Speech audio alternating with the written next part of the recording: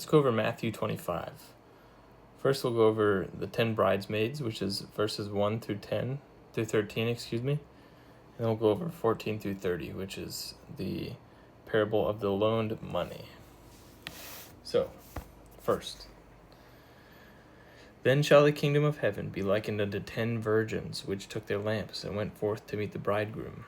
And 5 of them were wise, and 5 were foolish. They that were foolish took their lamps, and took no oil with them, but the wise took oil in their vessels with their lamps. While the bridegroom tarried, they all slumbered and slept. And at midnight there was a cry made, Behold, the bridegroom cometh. Go ye out to meet him.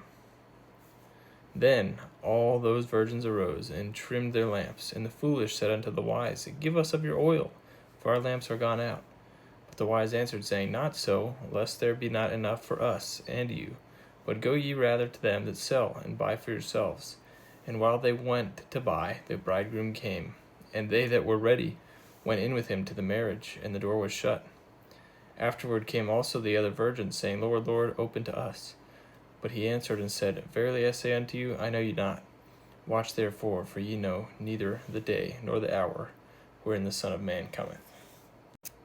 Jesus gave the following parables to clarify further what it meant to be ready for his return, and how to live until he comes.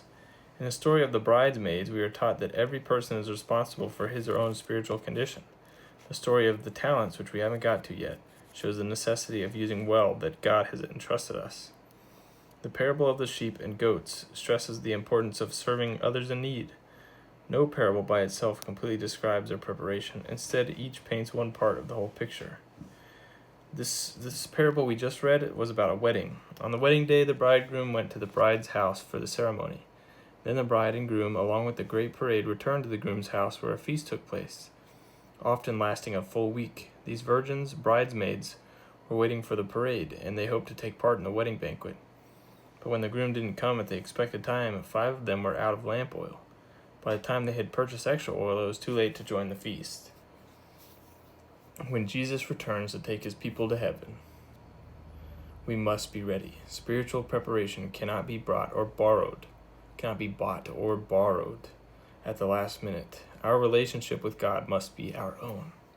And on to the parable of the loaned money. This is a longer one, so stick with me.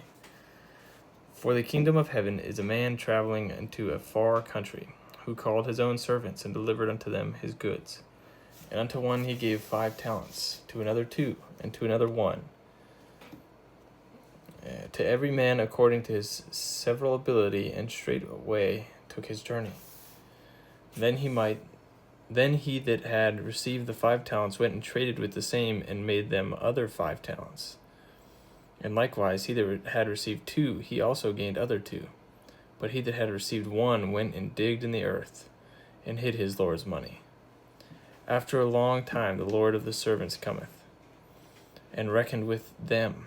And so he that had received 5 talents came and brought other 5 talents, saying, Lord, thou deliveredst unto me 5 talents. Behold, I have gained beside them 5 talents more. His Lord said unto him, Well done, thou good and faithful servant. Thou hast been faithful over a few things. I will make thee ruler over many things. Enter thou into the joy of thy Lord. He also that had received 2 talents came and said, Lord, thou deliveredst unto me 2 talents. Behold, I have gained 2 other talents besides them. His Lord said unto him, Well done, good and faithful servant. Thou hast been faithful over a few things. I will make thee ruler over many things. Enter thou into the joy of thy Lord. Then he which had received the 1 talent came and said, Lord, I knew thee that thou art an hard man, reaping where thou had not sown, and gathering where thou hast not strawed. And I was afraid, and went and hid thy talent in the earth. Lo, there thou hast that is thine. His Lord answered and said unto him, Thou wicked and slothful servant, thou knewest that I reap where I sowed not, and gather where I have not strawed. Thou oughtest therefore to have put my money to the exchangers, and then at my coming I should have received mine own with usury. Take therefore the talent from him, and give it unto him which hath 10 talents. For unto every one that hath shall be given, and he shall have abundance. But from him that hath not shall be taken away even that which he hath. And cast ye the unprofitable servant unto outer darkness. There shall be weeping and gnashing of teeth.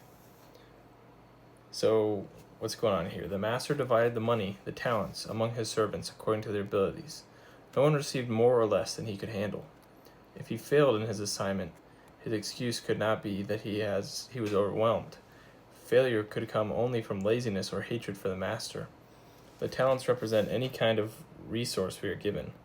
God gives us time, gifts, and other resources according to our abilities, and he expects us to invest them wisely until he returns. We are responsible to use well what God has given us. The issue is not how much we have, but how well we use what we have. Jesus is coming back. We know this is true. Does this mean we should quit our jobs in order to serve God? No, it means we are to use our time, talents, treasures diligently in order to serve God completely in whatever we do. For a few people, this may mean changing professions. For most of us, it means doing our daily work out of love for God. This last man was thinking only of himself. He hoped to play it safe and protect himself from his hard taskmaster. But when he was judged for his self-centeredness, we must not make excuses to avoid doing but he was judged for his self-centeredness. We must not make excuses to avoid doing what God calls us to do. If God truly is our master, we must obey willingly. Our time, abilities, and money aren't ours in the first place. We are caretakers, not owners. When we ignore, squander, or abuse what we are given, we are rebellious and deserve to be punished. This parable describes the consequences of two attitudes toward Christ's return. The person who diligently prepares for it by investing his time and talents to serve God will be rewarded. The person who has no heart for the work of the kingdom will be punished. God rewards faithfulness. Those who bear no fruit for God's kingdom cannot expect to be treated the same as those who are faithful. Thank you for listening. I know that was long-winded, but I think that's a really important chapter, Matthew 25. It actually continues to talk about the final judgment, but we'll get that to another day. We're already at 7 minutes. Let me know what you thought. Thank you.